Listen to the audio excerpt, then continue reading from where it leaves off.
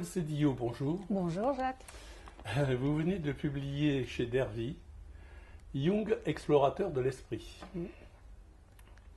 Et vous avez publié cet ouvrage avec un illustrateur qui s'appelle Thierry Goffille. Absolument. Ma première question va d'ailleurs parler de ces illustrations. Jung dit que les images racontent et révèlent l'invisible. Est-ce la raison des illustrations de votre ouvrage?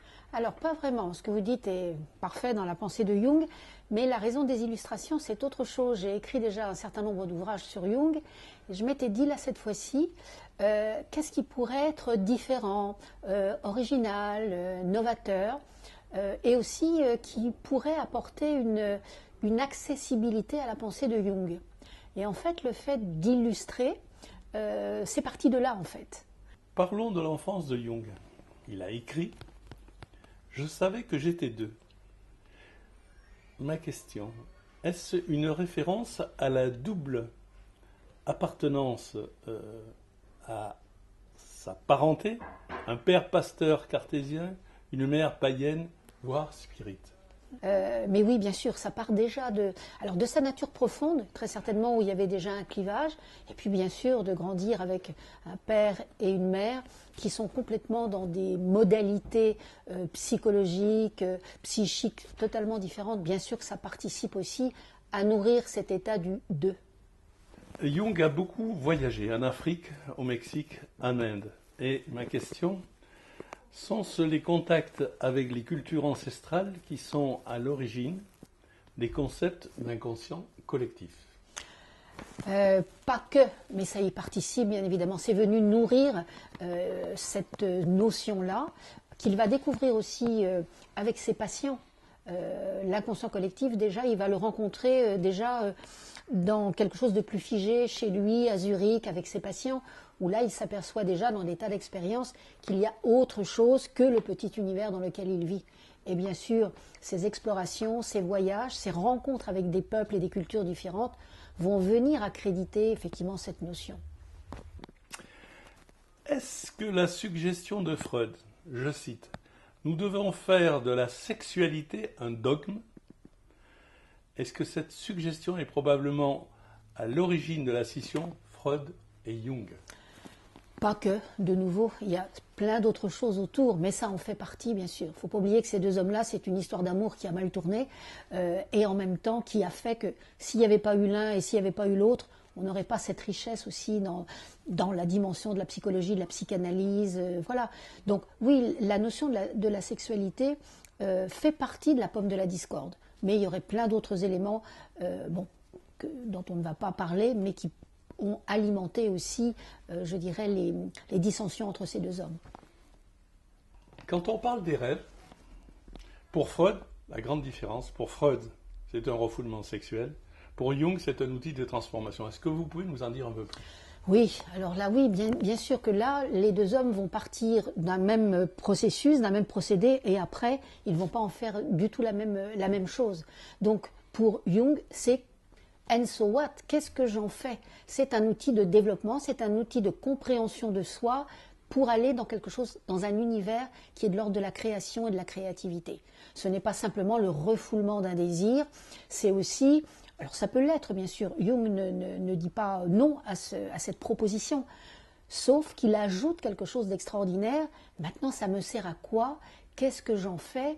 Et où ça va me mener? Alors, concept anima animus, qui sont des concepts spécifiquement jungiens. Alors, l'anima, si j'ai bien compris, c'est la part féminine qui habite l'homme, et l'animus, c'est la part masculine qui habiterait la femme. La question, c'est pourquoi l'anima est multiple et l'animus est plutôt monolithique? Alors là, il y a plusieurs choses. D'ailleurs, vous avez oublié un mot important, parce que quand on donne la définition d'anima animus, c'était parfait ce que vous avez dit, mais il faut rajouter un mot sans lequel ça n'a pas de sens. C'est la notion de inconscient. Ça veut dire que ma part à moi, en tant que femme d'animus, elle est inconsciente, comme votre anima est inconscient. C'est pour ça qu'il y aura tout le processus. Alors après, là aussi, il ne faut pas oublier que c'est Jung. Là, on ouvrirait un vaste débat par rapport à ça, parce qu'on pourrait dire effectivement qu'en tout cas dans la pensée de Jung, l'homme est polygame et la femme monogame. Donc, partant de là, voilà. Donc, c'est vrai, quand on travaille, moi, je travaille beaucoup sur ces concepts-là. J'anime beaucoup d'ateliers et je fais beaucoup de choses en partant de ces supports-là. Je dis toujours oui, mais en même temps, oui, c'est Jung en tant qu'homme, incarnation masculine, qui apporte ce concept-là, sur lequel on peut débattre, on peut revenir, on peut être d'accord, pas d'accord, etc. À partir du moment donné où on travaille avec cela, bah, on voit, on avance avec cette position-là. Mais c'est sa position à lui. Et je pense que derrière tout ça, il y a aussi une expérience assez extraordinaire de Jung dans sa rencontre avec le féminin, avec les femmes, qui fait que ça a nourri bien évidemment le propos de ces deux concepts-là qui sont fondamentaux dans la pensée de Jung. C'est sûr. Et sa vie a prouvé que quelque part, la polygamie, ça avait un sens pour lui. Oui, voilà. Après, on peut débattre de cela sur un point de vue spirituel, philosophique, humaniste, etc., etc. Mais en tout cas, pour lui, oui.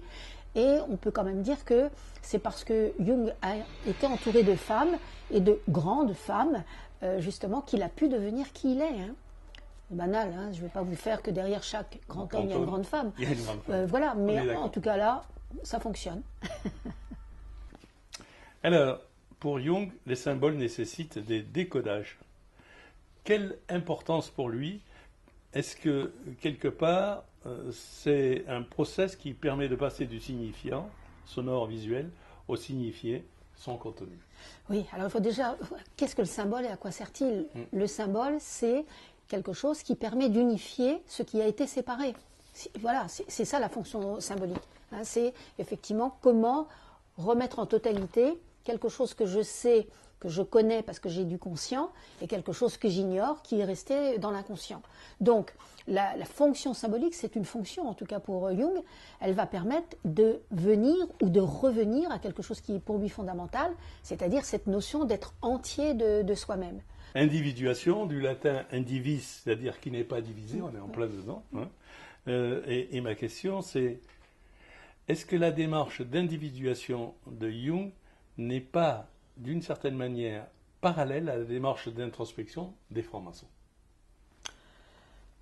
Alors, je ne sais pas si je peux répondre véritablement, n'étant pas moi-même franc-maçonne, hein, mais je pense qu'effectivement, il y a quelque chose qui chemine d'une manière parallèle.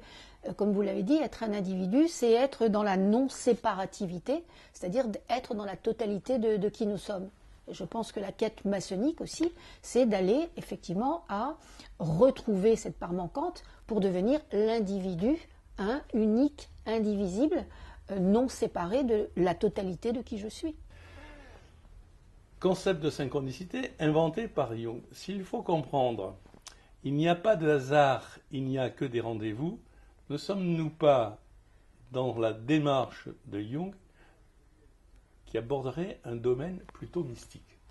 Alors déjà, je ne suis pas sûre que Jung ait inventé la synchronicité, elle existe, voilà.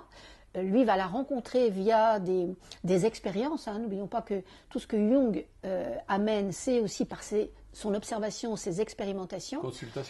Consultation. Et la synchronicité, c'est quand il va rencontrer la pensée chinoise, hein, qu'il va mettre en visibilité effectivement cette notion de synchronicité, à savoir que deux événements qui vont se produire en même temps, qui n'ont rien à voir l'un avec l'autre, mais l'événement extérieur étant la réponse de quelque chose qui est une demande de l'intérieur. Après, c'est quel est le lien que l'individu va faire entre ces deux événements-là pour pouvoir donner du sens. Est-ce que les recherches alchimiques de Jung expliqueraient ce commentaire? Je cite, « J'ai pleinement conscience que j'avance dans un monde d'images et qu'aucune de mes réflexions ne touchera à l'inconnaissable. » Ah oui, là, ça vient toucher les grandes questions, on va dire, métaphysique de Jung par rapport à ça. Hein. Il se questionne, on peut envisager que quelque part il a la réponse, mais il reste dans un questionnement. Alors après, l'autre question, c'est pourquoi il reste dans ce questionnement. On peut envisager, quand on lit, mettons, des textes qu'il a écrits en relation avec l'alchimie, qu'il a quelque part une réponse.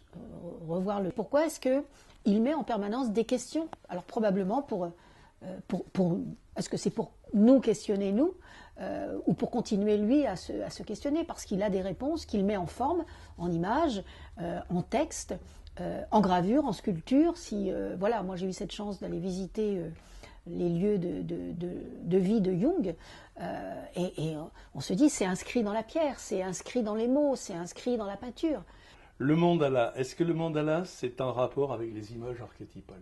Ah oui, oui, oui, pour Jung, oui. Quand il fait déjà du mandala, il ne sait pas encore forcément ce que c'est la richesse et ce que ça vient mettre en visibilité de l'expression de la psyché.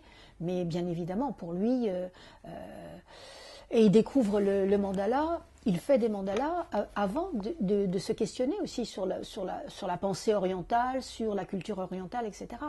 Là aussi, de nouveau, feuilletons le livre rouge, où il y a déjà, effectivement, nombre de mandalas qui sont présents. Et c'est parce qu'il y a ça qu'il va aller après vers le questionnement et l'approfondissement. C'est là où on se dit, oui, Jung est un pionnier, est un visionnaire, tous ces mots-là, quoi, bien sûr. C'est que, faut pas oublier que Jung est porteur d'un mythe de Prométhée, hein. Donc voilà, un mythe de création, un mythe d'anticipation de. Donc il sait déjà, et des fois on peut envisager aussi dans des textes que l'on lit, il ne sait pas qu'il sait, mais il y a quelque chose en lui qui le sait, et c'est quelque chose, nous dirait-il, c'est l'âme. Eh bien, merci beaucoup, Carole. Merci à vous.